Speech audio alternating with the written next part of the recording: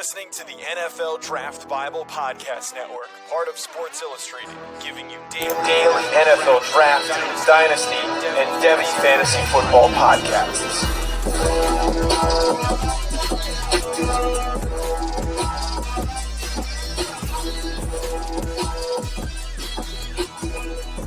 Welcome into the Draft Seminar. John, we're back. We are back.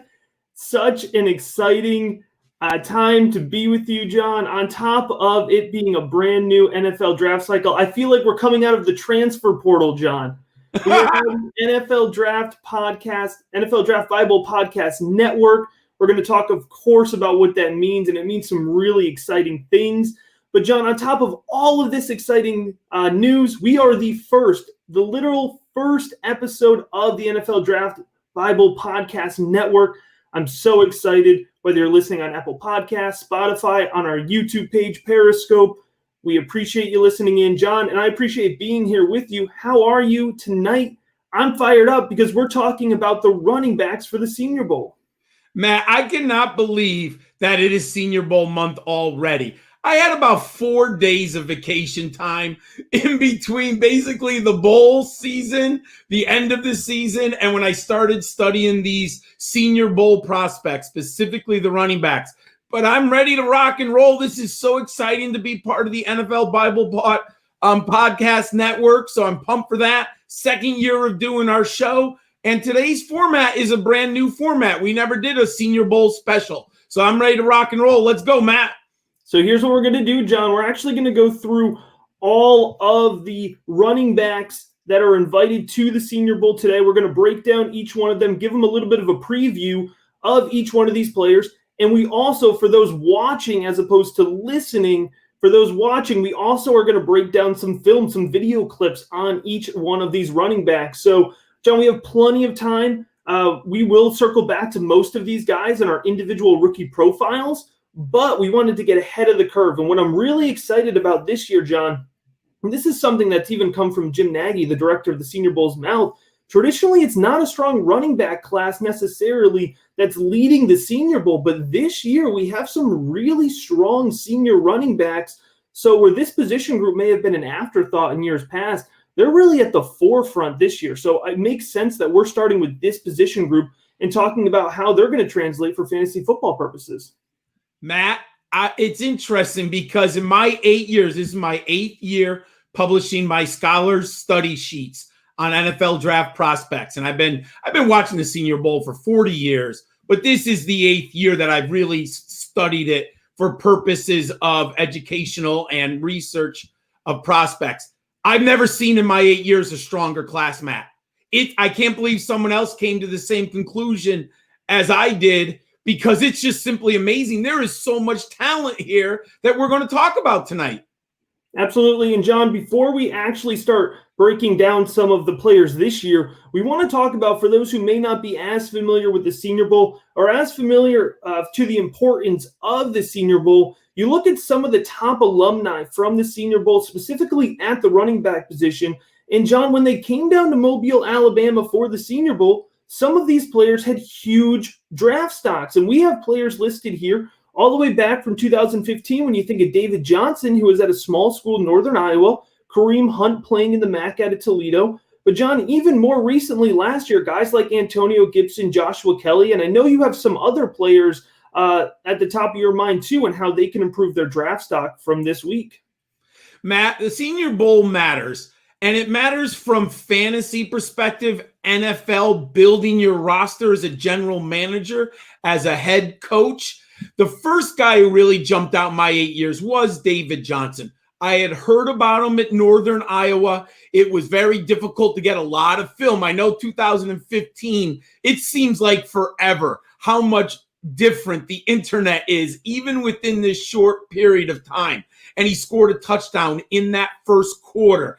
I watched a lot of them, and he ended up in my top 8 running back prospects. Then 2017, I had seen Kareem Hunt at Toledo. He was very good for the Rockets, but he shined. You started to hear chatter about him. Then he ends up being drafted by the Kansas City Chiefs. And let's not forget 2016, Kenyon Drake from Alabama. Where was Kenyon Drake going to get drafted? He had never really been the main guy for the Crimson Tide, but people saw him at the Senior Bowl. We saw him throughout the draft process, and Kenyon Drake ended up being drafted by the Miami Dolphins, and he was, by a lot of leagues, a first-round draft pick this year over the past summer, and at least a second-round pick. Then there's Jamal Williams coming out of BYU in 2017. And he has been so good in his career when he gets the opportunity to shine on the field. And then Tony Pollard. Hey, I love Tony Pollard forever. Went to Memphis, but I like him because he helped me in DFS this year. There are just so many good players. And last year, we started to hear the chatter about Antonio Gibson from the Senior Bowl. Now, remember, my biggest hole in my analysis was he played wide receiver. So it was kind of difficult to judge how easily he would transition to the running back. But at the Senior Bowl, we started to hear that chatter that he's very good running back. And we saw how good he was this year for the Washington Football Club. And John, what a perfect transition, because the first guy we're actually going to talk about today is an athletic type running back. They've lined him up at times at wide receiver, especially if you go back to watch his 2019 tape, but a lot more run in 2020 at the running back position. And it will be crucial for Demetric Felton out of UCLA to come down to Mobile and have a good week as a running back. John, we're going to break down his tape here in a second, but first, give us an introduction for Felton, whether you're familiar with him, whether this is the first time you're hearing his name. John's going to have some insight for you.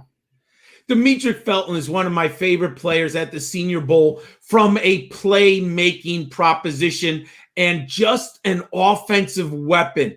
And you alluded to it. There is some Antonio Gibson in this young man's game. He is explosive, Matt.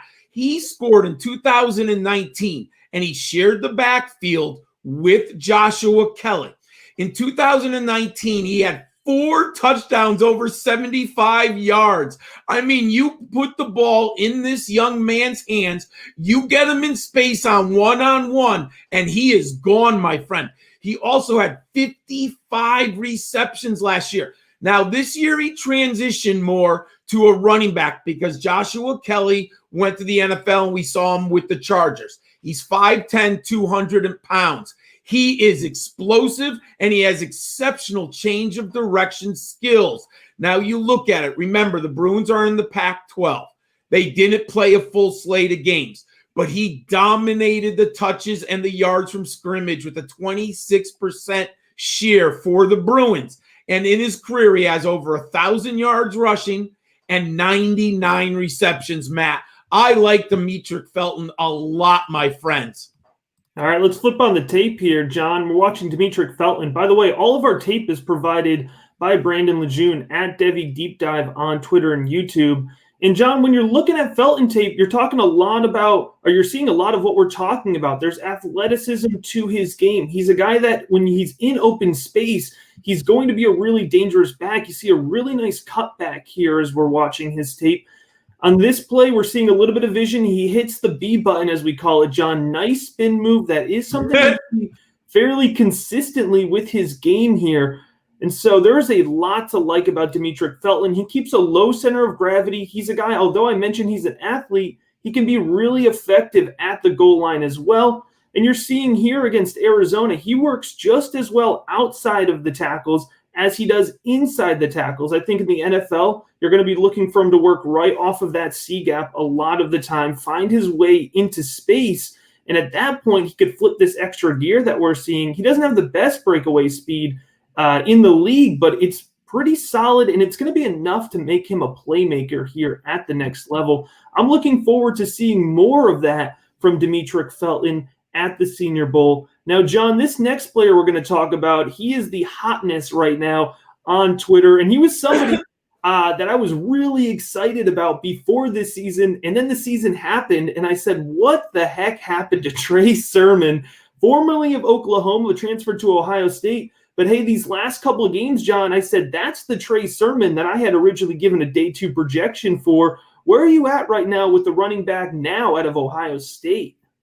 I still think day 2 is the proper grade. Now, that is also dependent on, we know the NFL is not valuing the running back position as much as they have in the past. If this is 1998, Sermon, I would almost guarantee, is a first-round pick. 6'1", 215 pounds. He is a physical runner who relishes hurting people. Now, I will say, having watched the success of Derrick Henry these past 2 seasons and what A.J. Dillon did for the Packers in that one game when we finally saw him in the snow, there is going to be a team that really likes Trey Sermon and wants this physical, punishing runner. So would I be surprised if he was early top of second round? I would not. He has just been awesome, Matt, down the stretch here. 331 yards against Northwestern.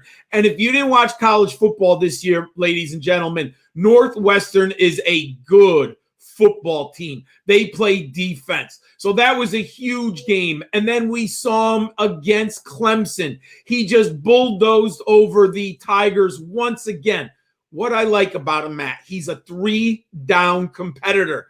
And watch some film. He smacks pass rushers.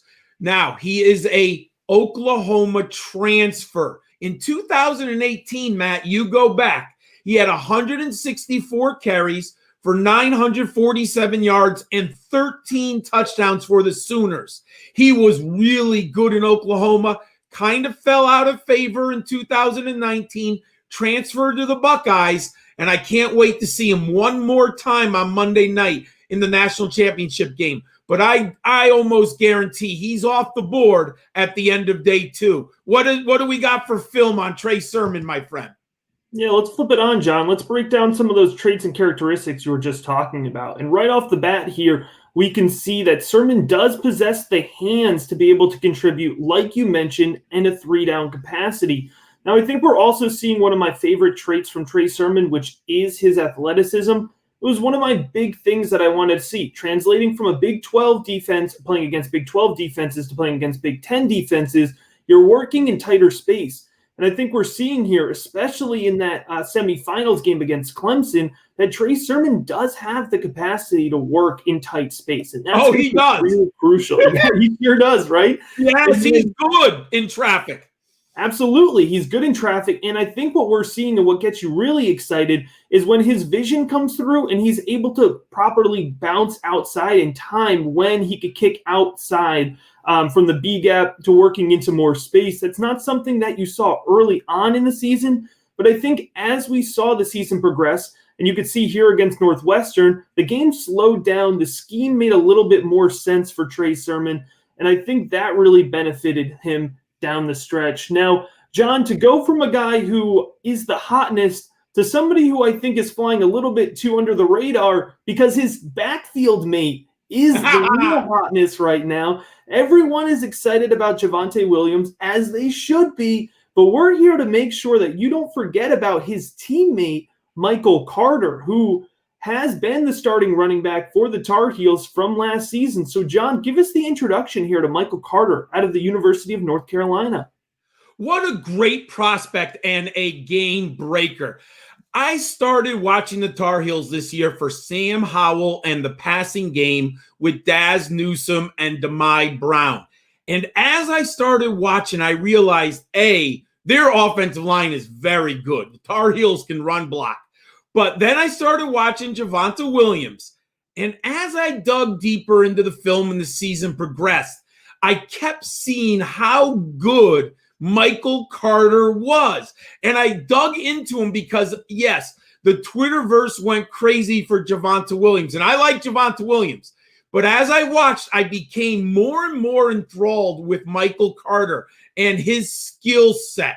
Now, he's a little undersized, 5'8", 199. But there are plenty of talented NFL running backs in this size range. That doesn't really bother me too much. And he is just, he makes defenders whiff in space. What I like about him, he is a specialist, Matt, from day one. He's going to help your football team on special teams, on third downs, and he could be in a pinch. He could be a runner if you need him for a game like a Giovanni Bernard, a Duke Johnson. I kind of put him in that bucket. He might be a little bit more talented a runner than them, but he's just as elusive and just as much of a game breaker. And here's some pretty amazing stats. This year, I don't think people even know this. He led the Tar Heels in rushing. That's right. He had more yards running than Javonte Williams. He had 1,245 yards rushing and 9 touchdowns. Last year, Matt, he had 1,003 yards rushing and 3 touchdowns. So we have back-to-back 1,000-yard seasons. And even sharing a backfield with Javonte Williams and a first-round draft pick at quarterback in Sam Howell, Michael Carter had a 25% dominator, scrimmage yards dominator for the Tar Heels. He might actually turn out to be the better fantasy value than Javonte Williams. Let's see where he lands, but you cannot sleep on Michael Carter. I completely agree, John. And let's go ahead and look at his tape here, and you could see what exactly you'd be missing out on if you were paying too much attention to Williams. My goodness, the shimmy and the shake here, absolutely breaking these Miami defenders. Now, this is a wide open gap, but he does even more with it. He's juking guys out in the second level of the field. Here on this play, he's coming off of the edge, and he's consistently beats those linebackers to the edge. Now, working right up the middle of the B gap, just as effective. And that contact balance, John, that's what I really want to talk about with Michael Carter. That jumps out on the plate. You talked about him only being 5'8". Sometimes that helps these backs that are lower to the ground. They don't get stood up, and it helps them, that low center of gravity. And even though he's a little bit smaller, you could see he's dragging these Miami linebackers forward with him. He is not somebody that's going to get stood up or driven back. He's great. And Matt, he has what I love to say, and we talked about it last year. He has second-level vision. He has really good, when he's in the secondary, he sees people from 10 yards away and takes really good angles. He's a good running back. That's a really good way of saying it. I really, and comfortable along the sideline as well. There's so much to like about Michael Carter, and you mentioned it, John, value. Value's the big word. Here's somebody coming up next, the running back out of Missouri, Larry Rountree III. If you want to talk about value, John, I know it's early, but I'm ready to plant my flag, because watching Rountree's tape, you really see how dynamic of a player he is, and he's flying under the radar playing for the Tigers at Mizzou. Matt, if you love the SEC like you and I do, and I'm from the Northeast and I grew up as a Big Ten fan, and I love the American Athletic Conference, but I can't disregard how good the talent is in the SEC. Larry Rountree, if he was at Alabama, Georgia, or LSU, he might be in the first round discussion. But he's kind of, he's at Missouri. The Tigers have not necessarily been a prolific team in the 4 years that he's been on campus here. But you go back, 2018, he had 225 carries for 1,216 yards and 11 touchdowns. This year, he was second team All-SEC. He had 209 carries for 972 yards and 14 touchdowns.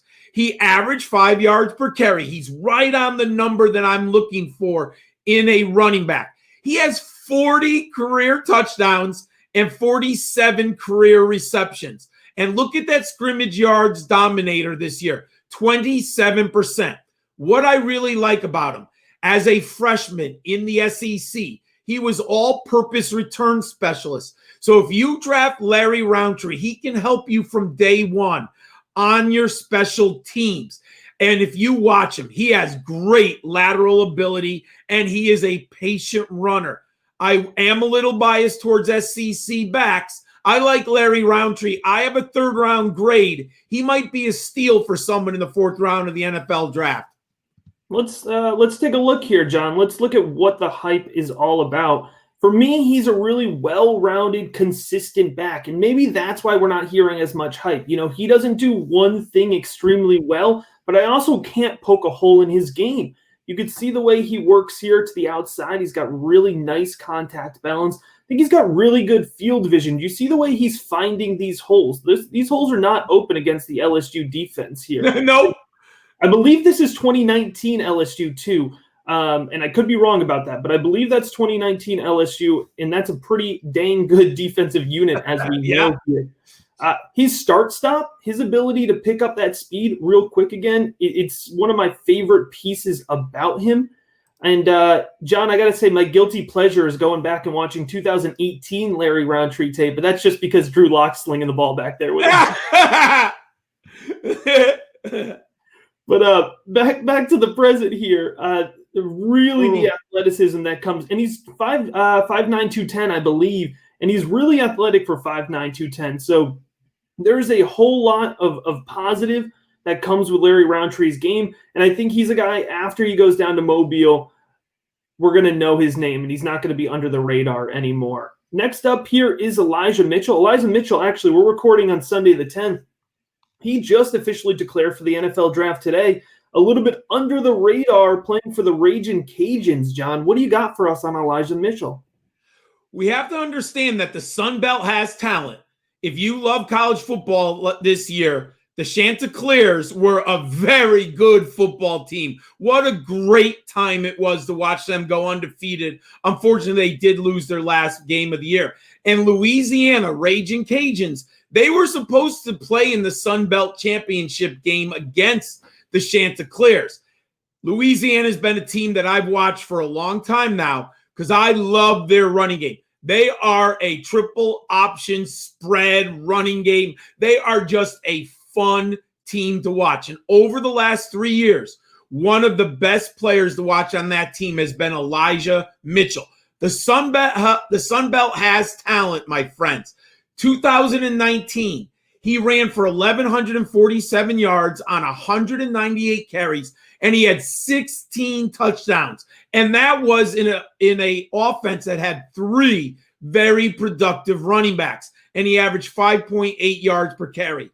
He was first team All Sun Belt this year, and he was a 2-time second team All Sun Belt.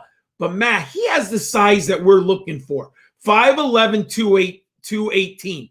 But what I like about him, he is very good between the tackles. A lot of times when you watch these triple option offenses, they get on the edge, the running backs. But Elijah Mitchell, if you watch the film and you watch the Ragin Cajuns, he's the one who does the dirty work between the tackles in traffic. He's an effective pass catcher, as evidenced by 49 receptions in his career. And you got to put that into context. The Ragin Cajuns are running the football the vast majority of the time. So 49 receptions in this offense is impressive, my friends. And he has 46 career touchdowns. Look at that. He had 22% scrimmage yards dominator, and he had over 1,000 yards from scrimmage this year. Matt, Elijah Mitchell is going to be on an NFL roster, and I will not be surprised that sometime in the next 3 years, we are starting him in our fantasy football lineups. He's absolutely the kind of guy, John, that flies under the radar, and then in a year or two, you find him on your waiver wire, and he ends up being a league winner. That's exactly the type of profile that he fits. And I mentioned it earlier, or I'm sorry, you mentioned it earlier, but he's got good strength in between the tackles. He's somebody, for me, I like him a lot more when he's running in between the tackles, and you can see here why. He's got a little bit of shimmy. He's beating down these Georgia Southern defenders here. Not quite the long speed that we'd like to see, but he can get 30 or 40 yards down the field before they catch up to him. And that's the move. That right there. That was nice. With us on YouTube, that's the move. He can break the ankles of a defender, and it looks so smooth, John. Look, we're going to break this down. We're going to watch this. Oh, he just breaks him, man. It was. He just breaks him. And again, all of our breakdowns are provided by Devy Deep Dive at Devy Deep Dive on Twitter and YouTube, and he does a great job of just showing the traits here that Elijah Mitchell possesses. We're so glad to have Brandon on the NFL Draft Bible podcast team. He does great film breakdowns, and you could really see the strengths of Elijah Mitchell coming through here. John, this next guy, I'm going to try not to get too excited because Khalil Herbert, I think, is the best kept secret. I mentioned I like Larry Rountree as a secret. Khalil Herbert I almost don't want to talk about him because I want to draft him in my fantasy football leagues before everyone figures out about him. But we're a podcast for the people. So tell us about Khalil Herbert, John. It's not about us. It's about you. I like Khalil Herbert too. And we've told you, this is a loaded Senior Bowl class. Look at his yards from scrimmage, 1,362. Scrimmage yards dominator, 28%. This young man entered the transfer portal from Kansas. He banked on himself.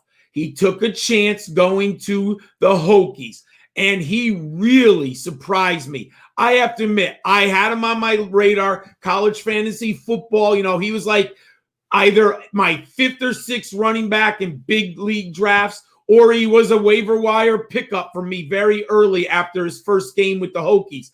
But he even surpassed my expectations. 5'9", but he packs 212 pounds on that body. He is compact and he is strong. And Matt, you were talking about contact balance. I got a feeling we're going to see some contact balance in these clips that we're watching coming ahead. He can get hit. He spins, he turns, he stays on his feet, and he continues to move. Look at that, Matt. 6.1 yards per carry. Most of those carries were at Kansas, folks. 34 career receptions. And let's be honest, put it into context. Kansas and Virginia Tech are not prolific passing programs. And he has 23 touchdowns. Khalil Herbert is the real deal. He banked on himself transferring to Virginia Tech, and he rose his draft stock a ton. Let's look at the film, Matt. Yeah, John, and if you remember, Virginia Tech was one of the teams really ravaged by COVID-19 this year. So he was you're right. Out a full supporting cast around him. But John, right off the bat here, we could see the strength that Khalil Herbert plays with. Low center of gravity, is a tenacious guy, but he gets to that second level quickly. And you could see against Louisville here, he closes that gap. He doesn't look like a power-based player at times, but he really is. He's a really great combination of size and speed. A nice jump step here. He's got good vision, John. That is one of the things, especially when it comes to projecting to the NFL, projecting to fantasy football, it's vision. If a running back doesn't have good vision, you could forget about everything else. And that's the foundation of Herbert's game.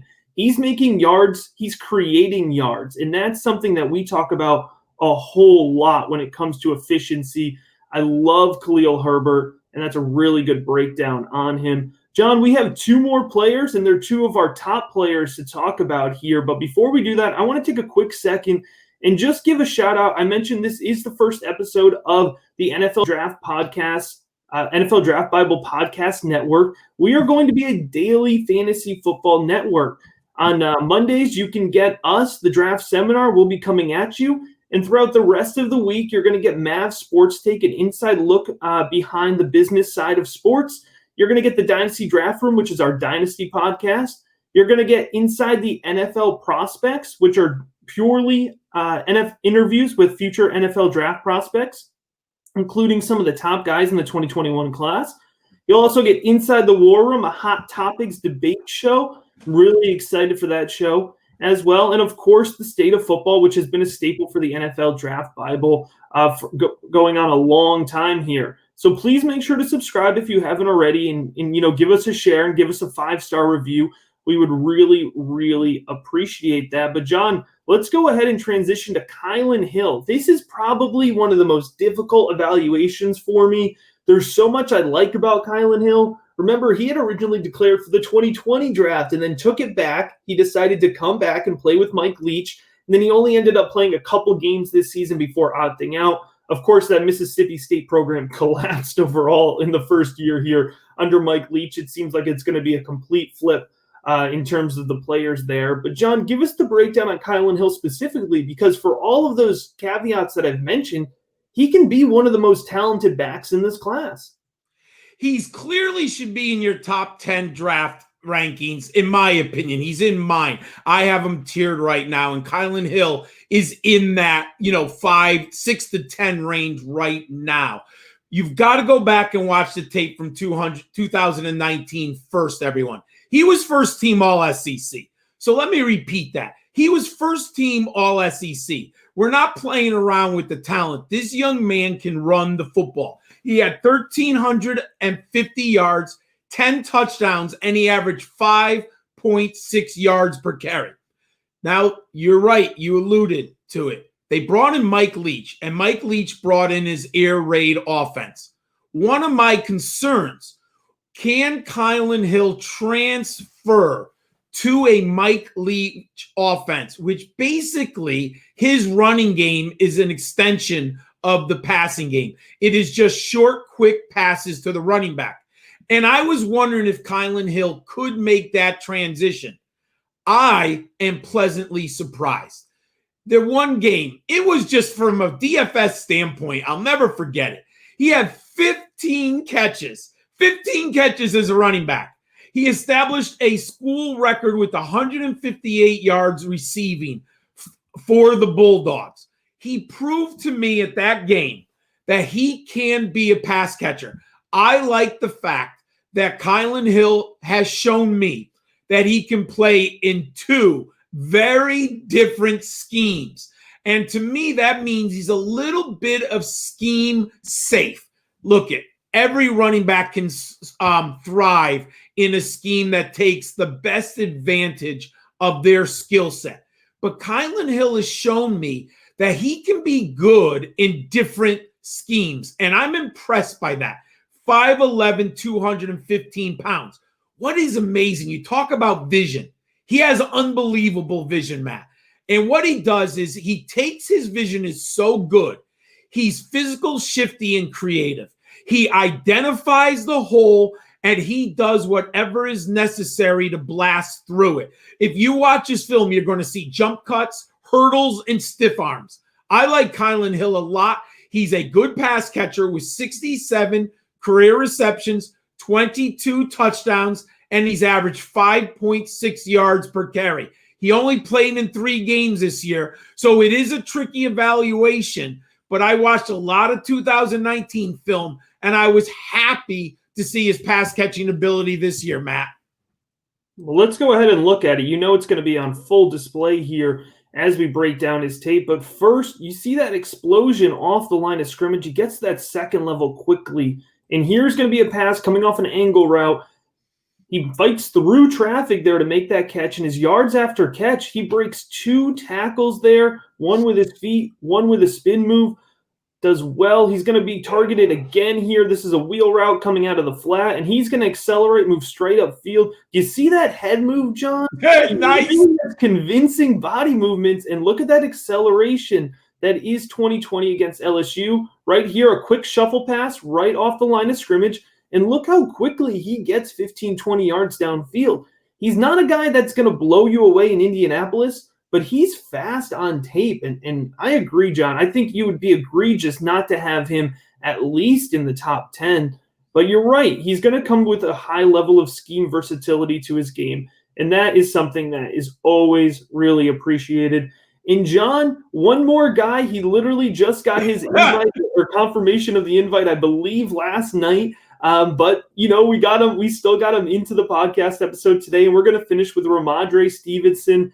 This is going to be probably one of the most fascinating guys in this draft class, at least from this running back position. And I think Mobile is going to be critical for him in terms of the personality side of things, as well as the NFL side, or, you know, purely tape evaluation side of things.